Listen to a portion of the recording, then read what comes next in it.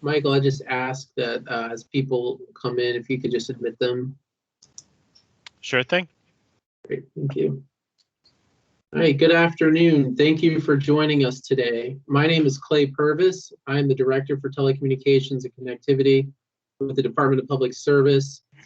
The purpose of this meeting is to get preliminary input on issues and items for inclusion in the 10-year telecommunications plan before we issue a public comments draft.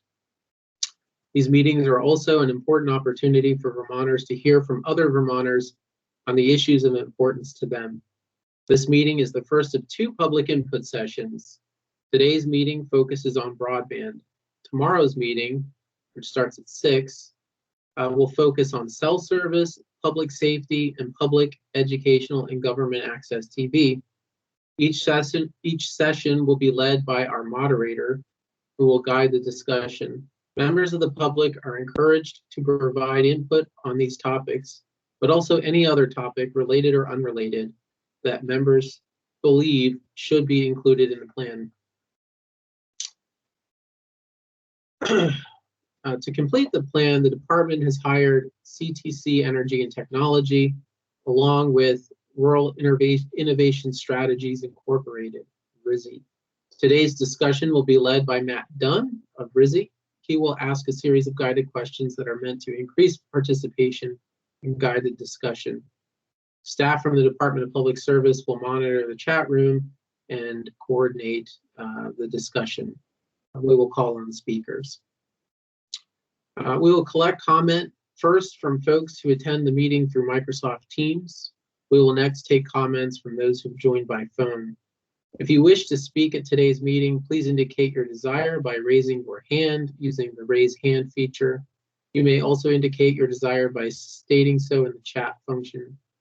Once we have moved through each person online, we will request comment from those who have joined by phone. Each participant will be allowed 3 minutes to speak at a time. Please bear in mind that we are recording today's meeting and the recording will be posted on our website. Comments are being taken in advance of the public comments draft of the plan, which is set to be delivered May 10th. These 2 public input sessions are not the exclusive means by which members of the public may comment. You may submit written comments to the department at any time between now and May 9th. Please keep in mind that the sooner you file comments, the more likely we'll be able to consider them. Once the public comments draft is published, the department will solicit public comment on that draft. In June, the department will issue a final draft and again seek public comment through a series of public hearings. We'll be scheduling those sometime later in the spring. Members of the public may provide written input at any and all stages of the plan process. The department will accept written comments on our website. Additionally, we will have a residential and business survey that you can take. The link to this material will be posted in the chat.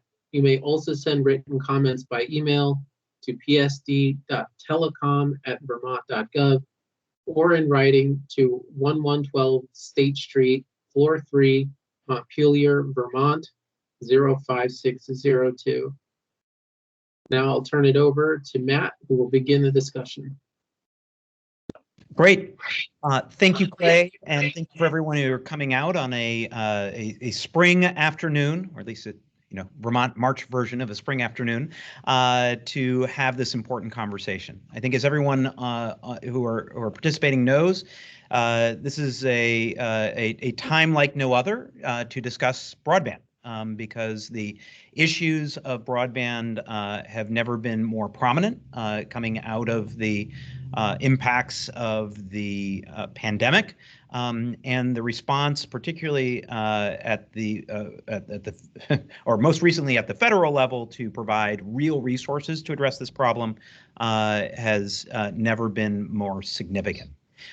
So as we are undertaking this process of creating a 10-year updated telecom plan, we all agreed that it was a good idea to have an opportunity for folks to be able to contribute to that plan early on in the process, not just in a response to a draft version, and to do so in a way that could allow for, again, as Clay mentioned, Vermonters to hear other Vermonters, because there may be variation in how people are prioritizing various aspects of the telecommunication plan. And so having that dialogue in a truly Vermont way it made a lot of sense to us.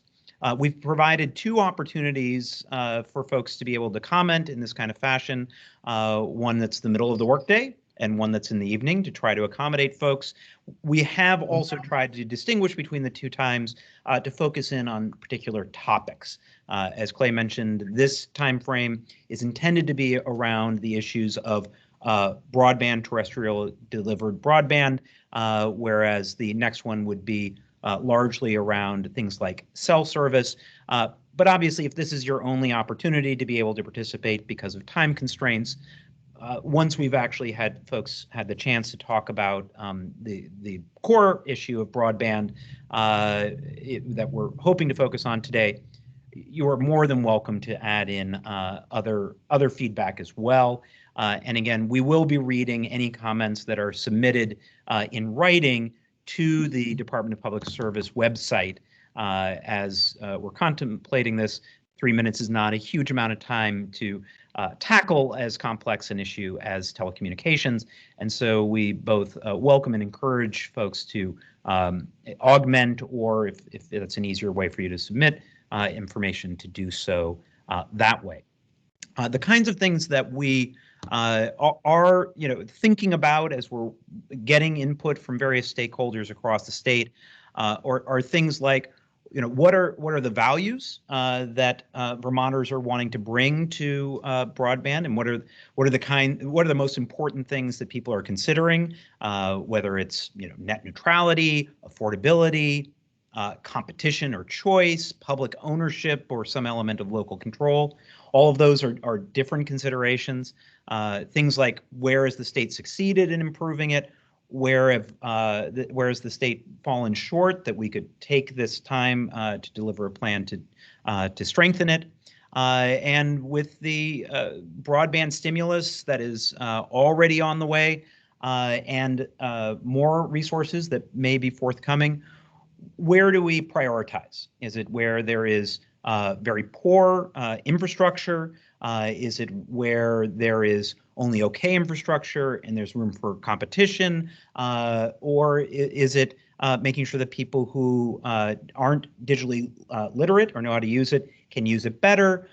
Or in helping people who have trouble affording it but have the infrastructure are able to overcome that kind of affordability, as well as our great state experiment in communication union districts has been very exciting. Other states are looking at us. Are there ways that we can support those kinds of efforts better? So those are all things that we're taking into consideration and perhaps could inform some of the comments that folks would have. But with no further ado, Clay is going to be facilitating calling on folks when they raise their hand. We will please ask for people to limit their comments to 3 minutes because, out of fairness and in the constraint of time. If we've gotten through everyone who would like to make a comment and someone would like to do a follow-on or respond to something someone else has said, we will make room for that if there is time available between now and 1:30. So with that, Clay, I'll turn it over to you to identify folks who may wish to provide comments. Great. If you'd like to comment, please raise your hand or say so in the chat.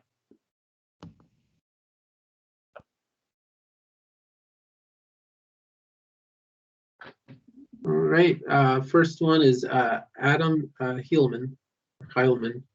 My apologies if I've butchered your name. No worries. Yeah, Adam Heilman from Weston. Yeah, thanks for putting this together. I guess my thought and priority, as you outlined it, Matt, was just on access. I live in a part of the neighborhood that doesn't have access to broadband and relies on dial-up service still. So it's really prohibitive to conducting business and for school kids. So I guess my thought is just being able to expand access of broadband is a really key priority for not only myself but folks in the community that's constrained by that. Great, thank you. We'll move next to FX Flynn. Yes, hi. Thank you for the opportunity. I think that you're all familiar with my thinking on the broadband aspect of this project. So I'd just like to reiterate publicly that I hope that the 10-year plan does include a strong restatement of the goal to get fiber to the premises everywhere in Vermont. I think that that sets us up for the economic future that's in front of it. I think that that most readily facilitates things like expanding cellular service throughout the state in a much more flexible and less expensive way. And I think it will create competition that will lower costs throughout the state. And I believe that this can be done in conjunction with not only the communication union districts, but the local telcos, private broadband providers, and the cable companies. I really do believe that that we can find a Vermont solution going forward. But most importantly, we really need to have an agreed upon mountaintop that the state as a whole is climbing, and we need to be working together regionally, and we need to make sure that we're talking about every premises and not leaving any places at the end of the valley alone, because I also believe that in 20 or 30 years, we're going to have a population influx because of climate change, and the end of those roads are going to be more populated than they are now, fortunately or unfortunately, as the case may be. Anyway, thank you very much for letting me participate. Thank you. We'll go next to Rick Hubbard.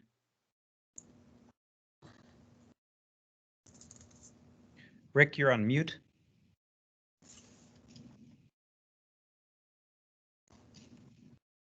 There we go. Can you hear me now? Sure can. Yes, we can. The picture's a little far away from me. I apologize for that. I wanted to raise a more general conceptual issue. You know, as citizens, we organize and we set up a state government, the state of Vermont, to work and make decisions on behalf of citizens. Yet when we approach problems, very often we don't start with the premise, how do we serve all our citizens the very best way? And we typically go to the profit-making private sector to perform functions that ultimately have an impact on citizens.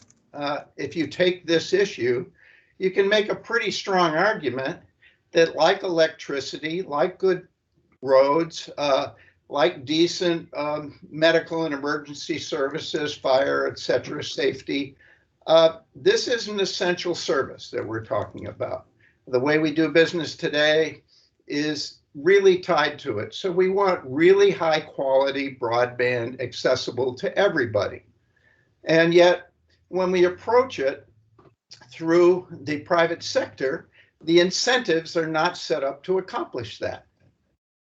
So my question is, state government, when you do when you think it through from this point of view, why don't you simply start from the opposite end and work backwards? What will serve all the citizens of Vermont first? And my argument would be that, like happens in other countries, it's a proper form of role for government to simply build and own and maintain the infrastructure of the broadband lines, and then lease access to the profit-making companies with regulation and appropriate things to make sure that the way they're used serve citizens. And I just would like to make sure that that's a chunk of the focus of this study as you go forward, because we don't often talk about it in those terms. And I have to add that I understand the profit motive pretty well. I've got a master's in business administration from the Tuck School and a law degree. And yet, as I grow older and maybe a little more obstreperous, I notice the failure to connect the dots when we move to state government. And I'll hear, and I don't know, you probably don't have any option to respond to this, but I just like to have that duly noted. Thank you. It's a good comment, and we will not be responding to comments directly in this forum, but we'll be addressing them in the telecom plan. So thank you for your input, and it'll be something that we consider as we draft the plan. We'll move next to Deb M. Can you hear me okay? Yes. Okay, great. So I don't want to repeat what Mr. Flynn said about fiber to the premises, because I couldn't ever do it as well, and he's already said it. But my comment has to do with, I guess, distinguishing whenever a discussion of broadband comes up. It seems that nobody ever distinguishes between fiber to the premises or somehow, wireless. And it's just such an important distinction, because there's so much involved with, with that distinction. And particularly, there's never, ever, when I see, articles in Vermont Digger or anywhere, there's never, ever any discussion about the possible health effects of wireless and all that's to do with wireless, whether it's Starlink or cell towers or whatever. And I understand about the FCC regulations and all that, but that should really be irrelevant when we're discussing this fundamental conversation about broadband throughout Vermont. I just think it's so important to acknowledge that, to at least have a discussion, an open discussion about first to distinguish. And if we're only talking about fiber to the premises, then great, but say it. And if it's confused, then that distinction really needs to be made. And if it's just fine with everybody to proceed with more development of wireless, then we have to have a discussion about the health effects. And there is a ton of science that is getting ignored. And you should know, if you don't, that the FCC is currently in the middle of there's a lawsuit against the FCC, and there's a very good chance that they will lose the lawsuit. And it's very largely about health effects that they have ignored. So I just think it's a huge, important part of this discussion, and I never see it. That's my comment. Thank you. Thank you very much. Deb, I'll just comment in the sort of facilitator process that's one of the reasons why we decided to have two different time periods to talk about terrestrial, broadband in the traditional sense for this block, and then wireless for the one tomorrow. And I think you will certainly see that we will be pulling apart those different pieces as part of the plan itself. But appreciate your comments. Well, good. Glad to hear it. Yeah, thank you. Thank you. We'll move next to Michael Rooney.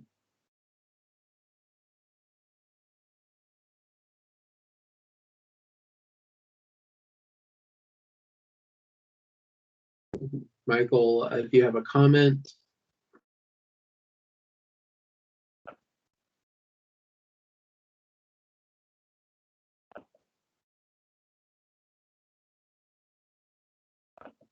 All right. Well, Michael, I'm not sure if you're experiencing technical difficulties.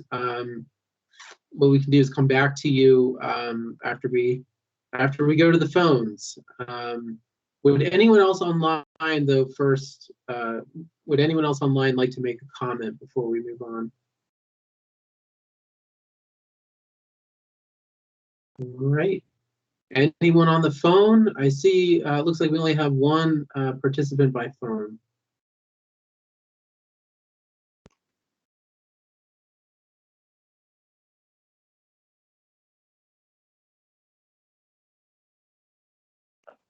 All right, and then Michael Rooney, just giving you one last chance. If you're having trouble today, please write us with your comments so we can consider it.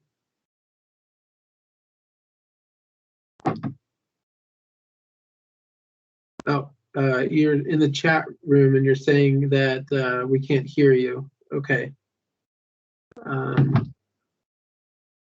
Well, you're not on mute, so this is very odd. I would say maybe leave and come back and see if that helps. Maybe an issue with your internet, or maybe an issue with Microsoft Teams. Matt, I'll just turn it back over to you to move on the agenda. Great. If there aren't any other comments in the general area, I would love some to prompt some thoughts on those other kinds of big questions that we were talking about. And I know folks have opinions about them if they would like to participate in those discussions.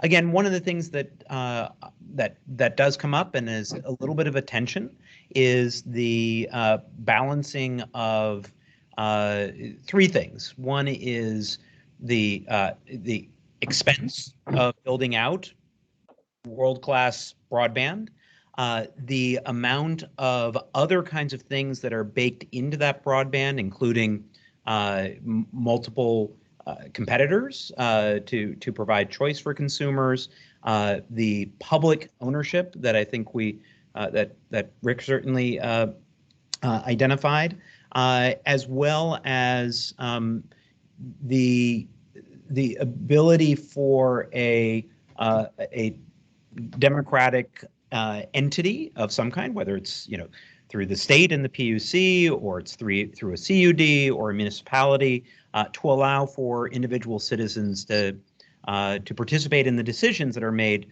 not just in the first year that something's built out, but down the line. And so, just as a prompt, if folks have thoughts around that, would love to hear where you see the priority needing to be in that continuum as we're evaluating options.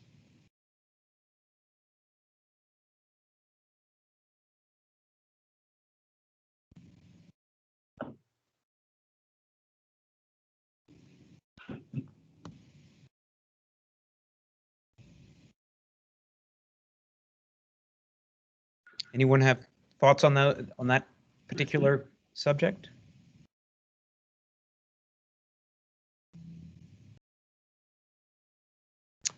All right. Well, if we were asking that at a town meeting, I'm sure it would be a hotly debated type of issue. But this is a different kind of medium, so appreciate that. Other kind of larger picture pieces about where people feel. I would like to go into this with the assumption that the state has been trying a variety of things to try to address the broadband issue with best intentions all the way through. Some of them have worked in a way that have exceeded other parts of the country by a long shot, particularly with rural populations, and other efforts that didn't work out as well as the folks who have been putting them out there. And I think from folks who are on the implementation end would also say we're not working as well as they would have hoped as well. Would love to hear on a top level, and FX, I don't mean to pick on you, but at least to start a conversation, if there was some ways that you think the state has done a good job in executing those, and some programs that might be able to work better in your view, and maybe others would then chime in as well. Well, yeah, I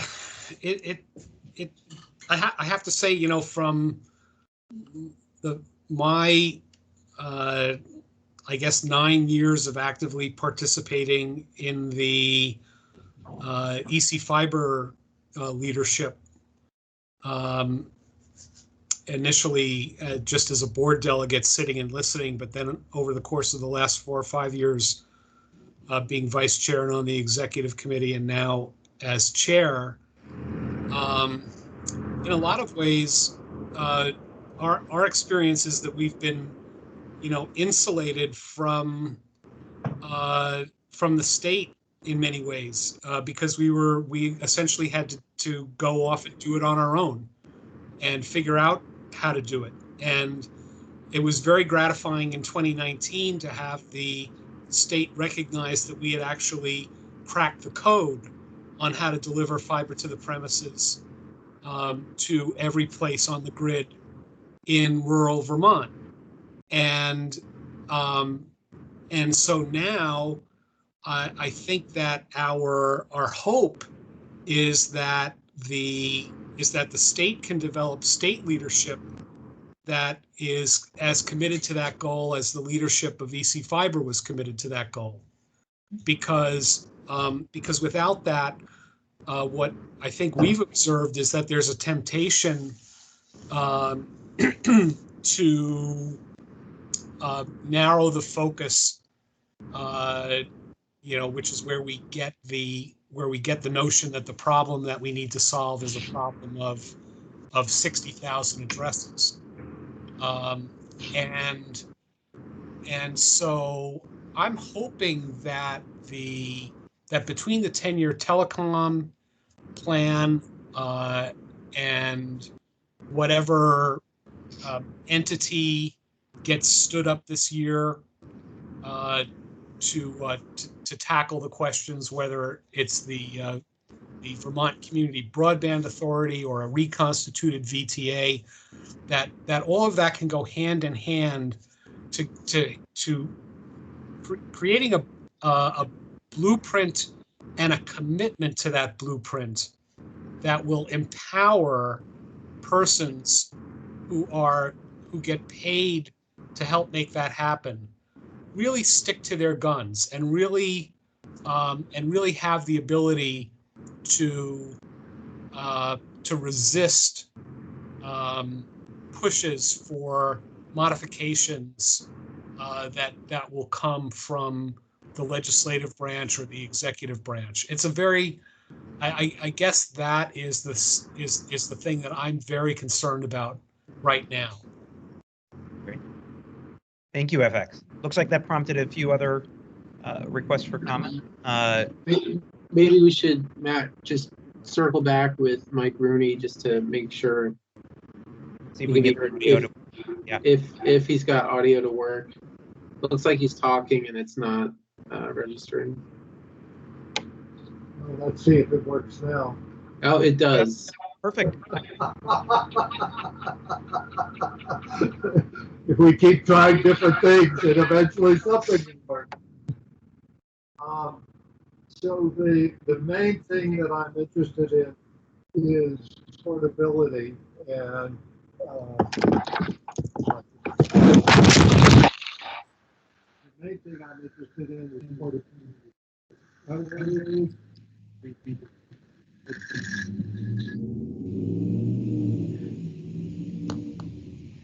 Mike, could you get closer to your microphone?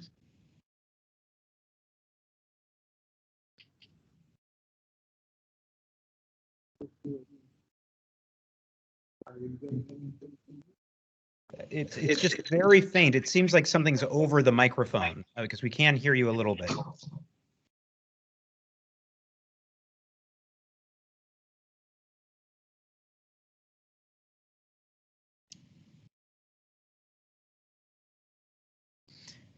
Michael, I'm sorry.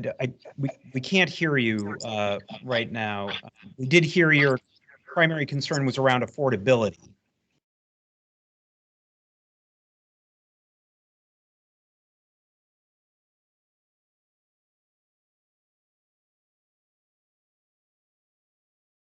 All right, Michael, we'll just, if you could please submit written comments or maybe participate tomorrow. Hopefully things are better.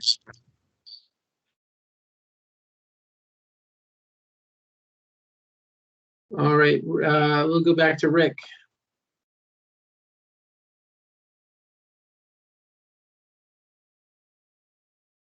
Rick, you're on mute. Yeah, on mute.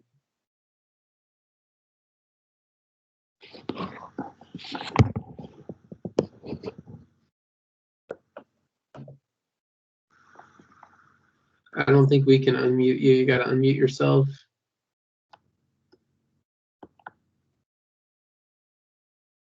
My phone is.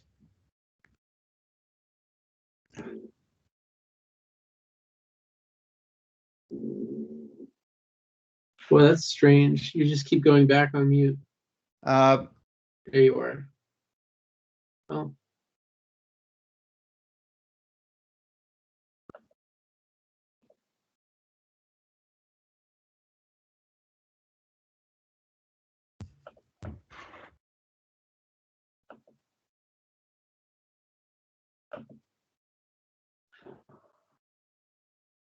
Rick, it appears you keep double clicking on it and it goes off and on. There you go. Can you hear me now? Yes. Yes. Interesting. On my end, it says, well, okay. Anyways, we've solved the problem temporarily. I apologize for speaking more than once. It's just that you don't seem to have as many people. And I wanted to add one other aspect of this. It relates to the rates that are being charged for the broadband we receive. I'm in South Burlington now, and I have Comcast as my broadband provider. We only get Comcast for broadband internet. We're trying to wean ourselves off the packages programs that we basically don't watch most of. And so we're kind of forcing ourselves to play with options. I pay for about 300 megabytes down and about 11 or 12 up with Comcast, $101 a month. Burlington Telecom is now beginning to build out fiber to our area. And we don't have the option yet to connect, but their pricing would give me a gigabyte down and a gigabyte up at $70 a month. Or if I wanted 300, I would get for $65. Now with that difference, let me segue to something. Remember back when Burlington Telecom got in trouble, and just as an aside, they were required under their public service agreement and authorization that they basically had to make a profit within a year. They could not rely on the city of Burlington to fund them. And if you think about that within the context of any other business starting out in life, there's almost no way in hell an average business expects to be profitable. It's an absurd requirement, and yet it crept in somehow to the Public Service Board authorization. I think you should take a look at that. And then moving on from that, when it got in trouble, it hired a consultant from New Hampshire to run it for a couple of years. And as part of that, the real person they sent over to kind of, from an accountant's point of view, get it into shape, was a woman who stayed in the Burlington area for more than a year. She needed a place to live, and she ended up living with my partner, Sally, and I, and some others. And we got to know each other pretty well. And half a year in, over a glass of wine, after she shaped things up, she shared some of the margins. And this is what gets back to pricing. The margins from memory went something like this. The cost is the most for the TV programs they have to package and pay for. And maybe that costs them, 70-ish plus or minus cents out of every dollar of inflow. The second most expensive was the telephone, and that was 40 to 50 cents of cost. The cheapest by far was the internet, because you just needed central facilities, good ones, and then lines. And that was down at the 20 to 30 cents cost. Now apply that to what's going on with Comcast. And Comcast is just ripping off its customers in terms of the margins and the profits they're getting on your broadband because it is not regulated, and that's part of the point. I think it should be regulated nationally as well as in Vermont. And it's coming at the expense of customers like myself. We can afford to pay it in our case, but other people that are trying to educate kids don't have those options. And you know, so it becomes this question of how essential broadband is.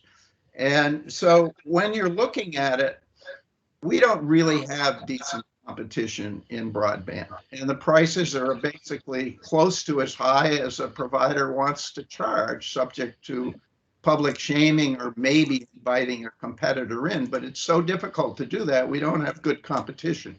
And I think that's really important to take into account when you're coming up with your recommendations, because unless the state steps in a way that looks at it from a consumer point of view, people will be commercially exploited. Thank you, Rick. Thank you. Context. Very good. I'll just make one last request for comments. Would anyone else like to provide a comment of any kind?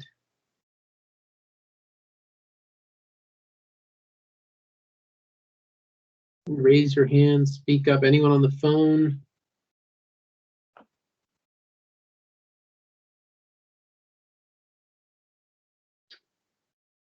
All right.